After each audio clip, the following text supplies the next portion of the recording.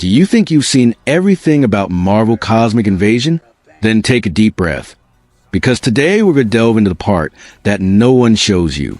In this video, I'm going to tell you 10 things that they don't talk about in the trailers, don't put on the cover, and much less explain properly in the ads. The idea here is not to repeat what you already know, but to reveal those behind-the-scenes details, hidden mechanics, and bizarre decisions that can make you love the game even more or be wary.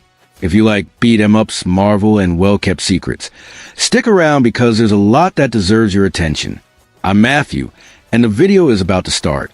This curiosity is really cool because it completely changes the vibe of Annihilation and transforms Marvel Cosmic Invasion almost into a 90s action movie in game form. What if all that cosmic chaos, instead of being lost in space, fell straight into our backyard on Earth?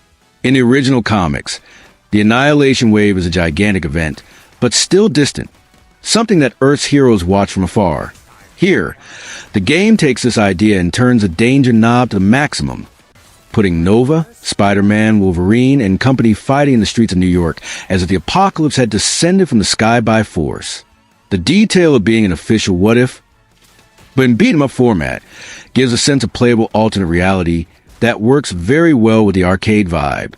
Instead of just imagining what if the wave reached Earth, the game literally throws you into phases that go from New York to the negative zone, as if they were chapters of a comic book that never existed, but that everyone would swear they saw on the newsstand in 2007. It's that kind of luxury fanfic. A parallel story so well tied that it seems like a natural part of the chronology, even though it's a big joke with the original concept.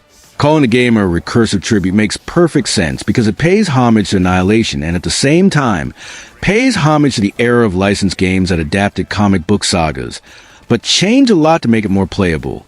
Marvel Cosmic Invasion is described precisely as a kind of 90s blockbuster inspired by Annihilation, more direct, full of action co-op, and that arcade rhythm that doesn't give you time to breathe. In the end, it pays tribute to the comics and also to the tradition of taking these stories and remixing everything in another format, without any shame in being exaggerated. Another thing that makes this idea even more enjoyable is how the cast mixes cosmic heroes with Earth's darlings, something that the original event itself didn't explore in this way.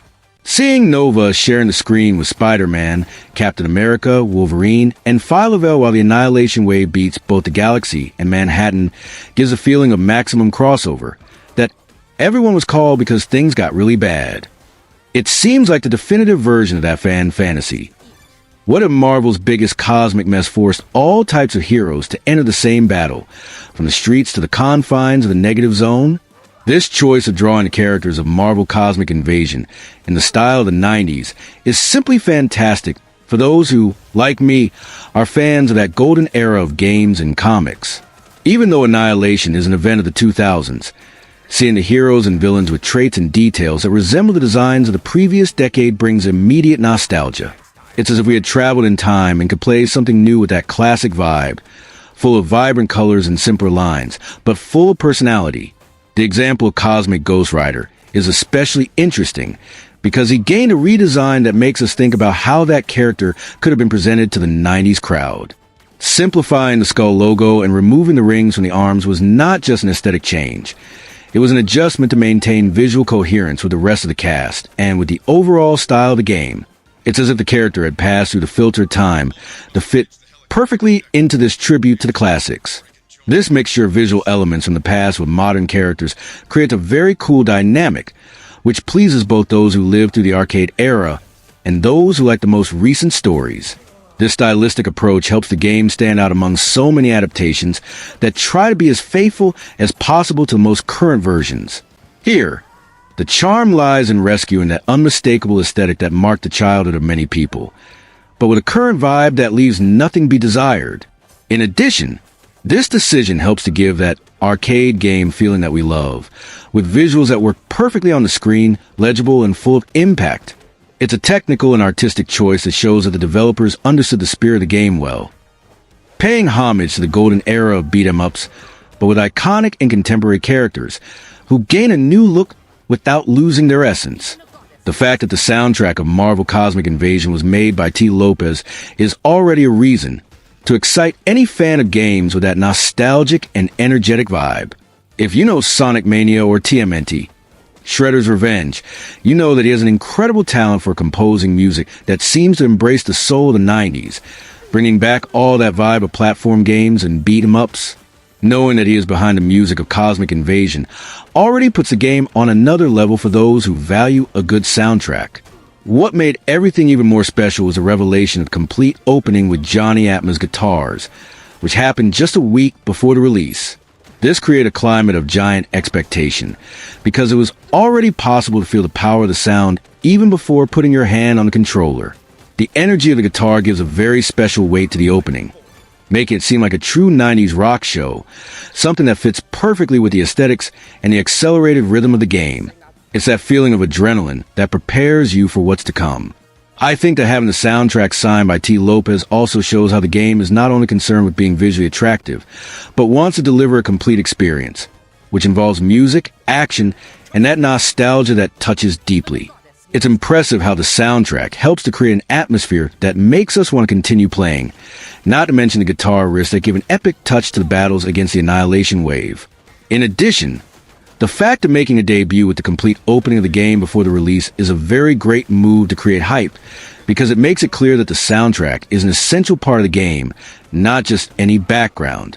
This is a sign of respect to the public, showing that the sound and music are protagonists along with the characters and the story. The synergy between the music and the retro visual is something that really stands out. Having Josh Keaton as the voice of Spider-Man in Marvel Cosmic Invasion is one of those details that leaves veteran fans with a smile on their faces. For those who grew up watching Spectacular Spider-Man in 2008, hearing his voice again giving life to Peter Parker is an immediate trip back in time, full of emotion and nostalgia.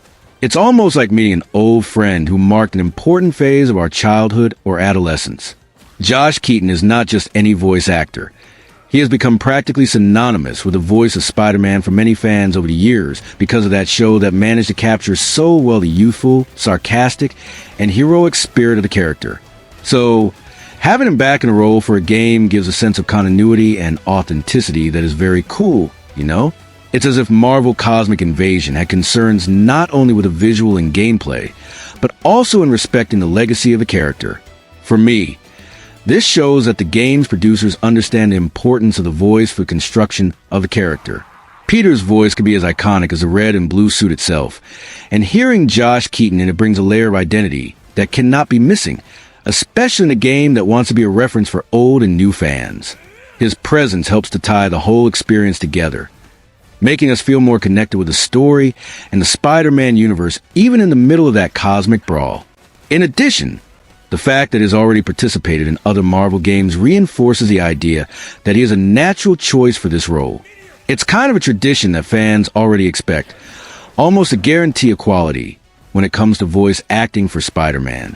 This consistency helps a lot to keep the character solid in all media, and this is a great positive point for the game. I think it's sensational how the game hides these little treasures for those who like to rummage through the game's scenarios. In the AIM headquarters stage, in the demo, there are two references that only the fans most connected to the comics and obscure crossovers really notice. Jeff the Land Shark trapped in a tube, and the Animal Squad brute force appearing as prisoners. It's one of those choices that shows how the developers delve deep into the Marvel universe, bringing characters that not everyone remembers, but that have a huge appeal for those who have spent hours reading comics from the 70s and 80s. Jeff the Land Shark is a figure who has gained a special affection in modern comics, but seeing him imprisoned in this context gives a touch of humor and curiosity, as if it were an internal joke with those who already follow the recent stories of Marvel. Brute Force is pure nostalgia from the most forgotten comics, a team of cyborg animals created in one of the craziest projects of the 70s. Seeing these characters as prisoners in the AIM base is a genuine tribute to those who have rummaged through the old pages in search of unusual crossovers and strange teams. These cameos are not just any Easter egg. They function as a small hidden treasure for those who appreciate the most deep-cut side of Marvel. When you find these references, it gives that feeling of belonging, as if you were in a fan club, where only those who understand the oldest jokes really enjoy every detail. It's like a secret conversation between the game and the most attentive viewers. A way of saying, see, I also love these forgotten characters. In addition, Putting these characters as prisoners of AI also makes perfect sense, since the Brute Force Project was a crazy government initiative, and Jeff is a character with an experimental origin. The game plays with the logic of the universe by showing that these characters are in this specific place, almost as if they were arrested for being laboratory products, which gives more layers to the scenario and makes the game world even richer. One of the things that most attract attention in Marvel Cosmic Invasion is how the alternative palettes are not just different colors, but small love letters to the history of the characters. When a game lets you put Iron Man in a gray color scheme clearly inspired by War Machine, it's not just fan service. It's as if you were unlocking a parallel timeline within the beat-em-up itself. Visually, this goes very well with a retro vibe, because it reminds those arcade games in which changing colors seem to invent a new hero. Seeing Phoenix gaining a Dark Phoenix style palette, with red and black, completely changes the reading of the character on screen. From Cosmic Heroine, she immediately becomes a more dangerous, uncontrolled figure, almost a force of nature, and all this just with a change of colors. It's the kind of detail that those who know the Phoenix saga feel right away, even without the game needing to explain anything in text. Spider-Man in red and gold referring to Iron Spider is another choice that talks directly to those who followed the comics and the great modern sagas. In a game with a 90s vibe, this contrast of more recent reference fitted into a retro visual creates a very pleasant mix of eras, as if all phases of the character were available in an arcade only. And in gameplay, this still helps a lot to differentiate Spider-Man on the screen when there are 4 players punching everything at the same time. Wolverine in the classic yellow and blue of the 90s is practically mandatory, and the game embraces this with pleasure. This visual is the one that is engraved in the head of everyone who grew up with the drawings of that time. So seeing Logan with these colors in a modern beat-em-up is almost like realizing the dream of having the perfect game of the drawing that passed on TV. Just by looking at it, you already want to choose him in the character select. One of the coolest things about Rock in the game is precisely the sense of controlled chaos that the character brings to the screen. Every time he uses an explosion, the game does repeat exactly the same type of explosive, which makes each attack seem like a crazy improvisation typical of Rocket, as if he were pulling anything out of his backpack and throwing it on the ground just to see what happens. This randomness of the explosions makes the combos with him much more fun, because you are never 100% sure how the area will react. Sometimes the explosive spreads damage in a larger radius. Sometimes it bounces in a strange way. Sometimes it controls space better than you expected, and this makes each run of the character seem like a small laboratory of chaos. The coolest thing is that this combines too much with the personality of Rocket in the comics and in the movies. He is not the type of methodical character. He is a guy who loves noise, fire, and plans that seem completely irresponsible but work. Having this unpredictability embedded in his mechanics makes the gameplay more coherent with the character, which is something that always attracts attention when someone is seeing the game for the first time. In terms of gameplay, this randomness also forces you to adapt all the time. You don't fall into autopilot with decorated combos. Instead, you react to what happens on the screen, fitting the next hits according to the type of explosive that came out and how the enemies were scattered. This gives Rocket a different learning curve, more chaotic, but very rewarding when you get into the rhythm of the character. The fact that Nova and Phyla-Vell were chosen precisely because they are little known within Annihilation is one of the things that most attract attention in this cast. Instead of always repeating the same faces that are already in movies, series, and everything else, Cosmic Invasion pulls 2 characters that many people have only heard of by name, or not even that, and puts them in the center of the action. This gives a huge creative freedom to the devs, because there is no pressure of it has to be the same as the actor in the cinema, or it has to follow exactly such a famous version. With Nova and Phyla-Vell, the team can play more with visual, blows, personality on screen, and even narrative role, taking only the essential from the comics, such as the weight of Annihilation for their journey, and building something that works perfectly in a beat-em-up. Nova, for example, has already had his moment of prominence in the comics, but he is still far from being a name as obvious as an Iron Man or Captain America for the general public. In the context of Cosmic Invasion, this transforms him almost into surprise protagonist for those who have not followed the cosmic phase of Marvel, and play with him ends up being a double discovery of the character and of the event that inspired the game. Phyla-Vell is the kind of character that seems to have been chosen by hand precisely for being a deep cut of the most hardcore fans. She has a heavy baggage in Annihilation and Annihilation Conquest, but many people have never read anything with her. So the game becomes literally the gateway to a completely different piece of the Marvel cosmos. Seeing her sharing space with giant names in the roster gives a very good feeling that the game wants to expand the player's view, not just repeat the obvious. One thing that always attracts attention in Marvel Cosmic Invasion is knowing that there was even more planned in terms of cameos, HQ references, and deep-cut concepts, but that part of it simply didn't fit in the final package. At the same time, this doesn't sound like something negative.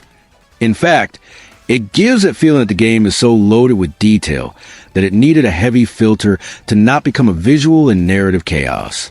It's easy to imagine the team freaking out on a list of obscure characters, forgotten cosmic arcs, and bizarre concepts from the 70s and 80s, and then having to accept that not everything would fit in a closed campaign beam-up. Between production time limitations, approval with Marvel, and the simple screen space and memory, some non-playable cameos and visual jokes ended up being left behind. This is part of that somewhat painful but inevitable side of any big project. The good side is that the devs themselves make it clear that, even with these cuts, there are still many surprises and tributes scattered throughout the campaign. This gives that pleasant feeling that as you advance phase by phase, there's always something to notice.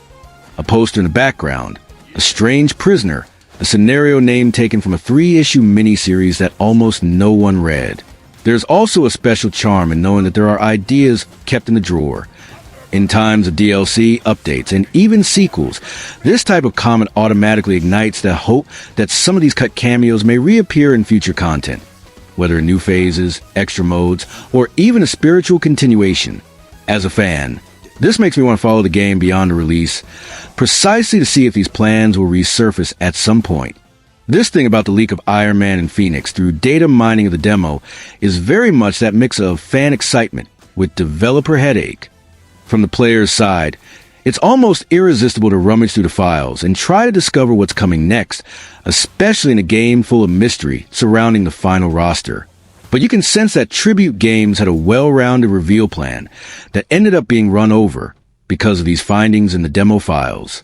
The curious thing is that precisely the last two characters, who theoretically will be the grand finale of the reveals, end up arriving in a somewhat informal way via forum post, news site, and speculation video.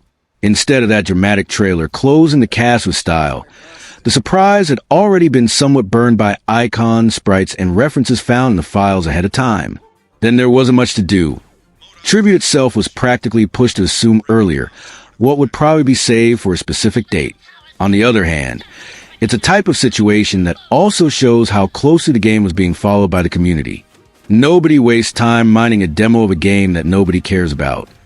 This type of leak only happens when people are really invested, discussing the roster, trying to guess who's missing, assembling dream teams even before the launch. In a way, Iron Man and Phoenix having been discovered by data miners reinforces that they were highly anticipated. Almost inevitable choices to close the cast with impact. In the end, even having broken the original surprise plan, this story leaves Marvel Cosmic Invasion with that aura of a big game that the community follows with a magnifying glass. Iron Man and Phoenix may even have been revealed ahead of time, but the expectations surrounding them only increased. Because now everyone wants to see if the impact on gameplay will be as great as the weight of the names in the Marvel Universe. It's the kind of leak that irritates marketing, but fuels even more conversation among fans.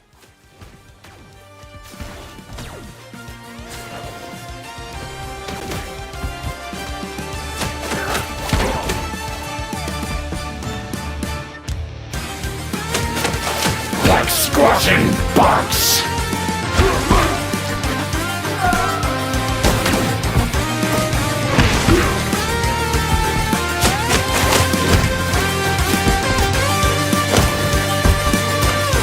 Got ya!